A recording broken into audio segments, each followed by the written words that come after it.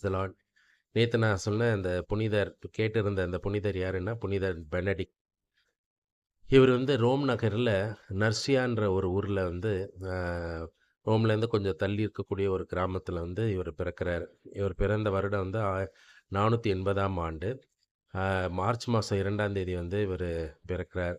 இவர் வந்து ஒரு பெரிய ஒரு பிரபு குடும்பத்தில தான் பிறந்து வளர்றாரு. இவரோட சின்ன வயசு வாழ்க்கை எப்படி இருந்துச்சுன்றது வந்து எதுலயுமே இல்ல. ஆனா, இவர் வந்து படிக்க அனுப்பப்படுறார் ரோம்க்கு. அங்க போய் படிச்சுட்டு இருக்கும்போது, இவருக்கு வந்து வாழ்க்கையின் மேல இருக்கிற ஒரு பற்றுதல் வந்து விலகி போகுது. அதுக்கு பதில் இவரோட பற்றுதல், இவரோட ஆசைகள், இவரோட எண்ணங்கள் எல்லாமே எது மூலமா திரும்புதுன்னா, கடவுள் மேலயும், கடவுளின் பிரசன்னத்தின் மேலயும், அன்னை மரியாள் மேலயும் இவருக்கு பக்தி அதிகமாகுது. இதன் நினைவா இவர் என்ன பண்றாரு, இந்த உலக வாழ்க்கை, உலக படிப்பு, உலக பட்ட பதவிகள் மேல இவருக்கு ஆர்வம் இல்லாததுனால, இவர் வந்து அ வனாந்தரத்துக்கு போய் ஜெபிக்க ஆரம்பிக்கிறாரு.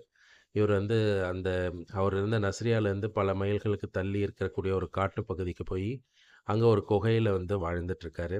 இவர் வந்து கடினமான தப முயற்சிகள், கடினமான ஒருத்தல்கள் மூலம் வாழ்ந்துட்டு இருக்கிறத பார்த்து, அருகில் இருந்த ஒரு மடத்துல, அந்த மடத் தலைவர் வந்து இறந்து போயிடுறாரு. அப்ப இவர வந்து கூப்ட்டு, திருப்பி அந்த மடத்துக்கு வந்து தலைமை ஏற்க கூப்பிடுறாங்க. இவரும் தலைமை ஏற்கறதுக்காக போறாரு. போம்போது, அங்க வந்து இவர் எழுதின புக்ஸு, அதாவது இவர் எழுதின ரூல்ஸ் தான் வந்து ரொம்ப ஃபேமஸா கருதப்படுது. எல்லா துறவிகளுக்கான ரூல்ஸ வந்து எழுதினவர் வந்து இவரு தான். இவருக்கு முன்னாடி இருந்த ரூல்ஸ்லாம் வந்து ரொம்ப ஒரு ஒரு ஒரு வேகா இருந்துச்சு. அத தெளிவுபடுத்தி, அத வந்து சிறப்பான முறையில எழுதினவர் இவரு தான். துறவிகளின் அந்த சட்டதிட்டங்களை எழுதிய ஒரு மகமேதை. இந்த சட்டதிட்டங்கள் தான் இன்னைய வரைக்கும் வந்து ஃபாலோப்படுது. இதில தான் ஏழ்மை, அ தாழ்ச்சி, பொறுமை, கீழ்ப்படிதல் இதெல்லாம் ரொம்ப முக்கியத்துவத்த குடுத்து எழுதியிருக்கிறாரு. இந்த ரூல்ஸ வந்து பார்த்த அந்த சபையில இருந்த துறவிகளுக்கு வந்து இவர் மேல வந்து கோபம் ஏற்படுது. அதனால அவங்க என்ன பண்றாங்க, இவருக்கு வந்து எப்படியாவது இவர அதிலருந்து கலப்பணுன்றதுக்காக இவருக்கு விஷம் குடுக்கறதுக்கு முடிவு பண்றாங்க. இவருக்கு வந்து ஒரு குடிபானத்தில வந்து விஷத்த கலந்து இவருக்கு குடுக்குறாங்க. இவரு ஜெபம் பண்ணிட்டு அந்த பானத்தின் மேல வந்து சிலுவை வரைஞ்சு சாப்பிட எடுக்கிறாரு. எடுக்கும்போது அந்த கிண்ணம் வந்து வெடிச்சு சிதறுது. அதுலேருந்து விஷம் எல்லாம் கீழ கொட்டப்படுது. ஸோ இத ஒரு விஷம் அருந்தத நெனச்சு அவங்க வந்து ரொம்ப அவமானப்படுறாங்க. ப்ளஸ் இவருக்கு வந்து அது அது வந்து ஒரு உண்டுதலாகி இந்த தலைமை பொறுப்பு எனக்கு வேணாம் அப்படின்னு உதறி தள்ளிட்டு மறுபடியும் காட்டுப்பகுதிக்கே போறாரு. போய் அங்க திருப்பி பலவிதமான அ எண்ணங்கள், சிந்தனைகள் எல்லாம் வந்து அவரு ஒரு எழுத்துல வந்து பதிக்கிறாரு. பிற்காலத்துல வந்து அவரு பெனடிக்டன் ஆர்டர்ன்னு சொல்லக்கூடிய ஒரு சபைய வந்து தோற்றுவிக்கிறாரு. அந்த சபை இன்னைக்கும் உலகம் முழுதும் வந்து ஃபேமஸ் ஆக்கப்படுது. இந்த பெனடிக்டன் திருப்பலின்றது வந்து மிகவும் சக்தி வாய்ந்த ஒரு திருப்பலியா கருதப்படுது. இத ரோம நாட்ல, மற்ற இடங்கள்ல ரொம்ப முக்கியமான இடத்துல இந்த பெனடிக்டன் மாஸ் வைக்கிறாங்க.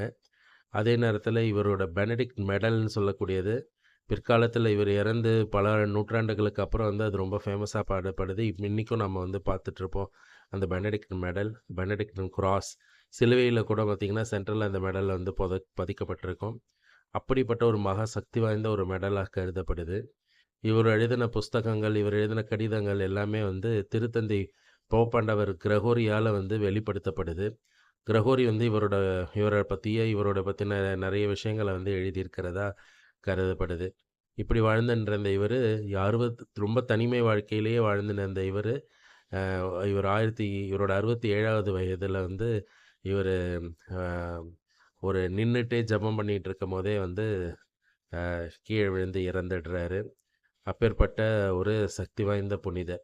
இந்த புனிதரோட ப படங்கள்ல எப்படி இருக்கும்னா, உடைந்த கிண்ணங்கள் இருக்கும். அதே மாதிரி உடைந்த பாத்திரங்கள், ஒரு காக்கா இருக்கிற மாரி இருக்கும். இதெல்லாம் வந்து இவரோட முக்கியமான வந்து அ அ இது அவரோட படத்துல இருக்கும். அதே மாதிரி ஃபியர் ஆஃப் காட் இவரோட எழுதின 12 ரூல்ஸோட முக்கியமான பகுதிகள் என்னென்னன்னா, முதல்ல வந்து ஃபியர் ஆஃப் காட் கடவுளுக்கு ரொம்ப அஞ்சு நடக்கிறது. செல்ஃப் டினையல் தன்னைத்தானே வெறுக்கல். ஒபீடியன்ஸ் கீழ்ப்படிதல். பெர்செவரன்ஸ் தன்னைத்தானே வந்து கடவுளுக்கு ஒப்புக் கொடுக்கறதுக்கு. ரிப்பெண்டன்ஸ்னா வருந்துறது. செரெனிட்டின்னா அந்த கற்புடன் இருப்பது. செல்ஃப் அபேஸ்மென்ட்ன்னது தன்னைத்தானே தாழ்த்திக் கொள்றது. ப்ரூடன்ஸ் ரொம்ப விழிப்புணர்வோட இருக்கிறது. சைலன்ஸ் அமைதியா இருக்கிறது. டிக்னிட்டி தன்னுடைய தன்னுடைய அந்த அ அந்த நிலைய மாற்றாம இருக்கிறது. டிஸ்க்ரிஷன் அண்ட் ரெவரன்ஸ் ரொம்ப அமைதியாவும், ரொம்ப மரியாதைக்குரிய வாழ்க்கை வாழணுன்றத வந்து இவரு அ உண்டு பண்றாரு. இந்த ரூல்ஸ்லாம் தான் வந்து இன்னி வரைக்கும் ஃபாலோ பண்ணப்படுது. இவர் ஒரு முக்கியமான புனிதர். இவரோட சகோதரி வந்து ஒரு புனிதை. அவரையும் வந்து நாம பார்ப்போம். Praise the Lord.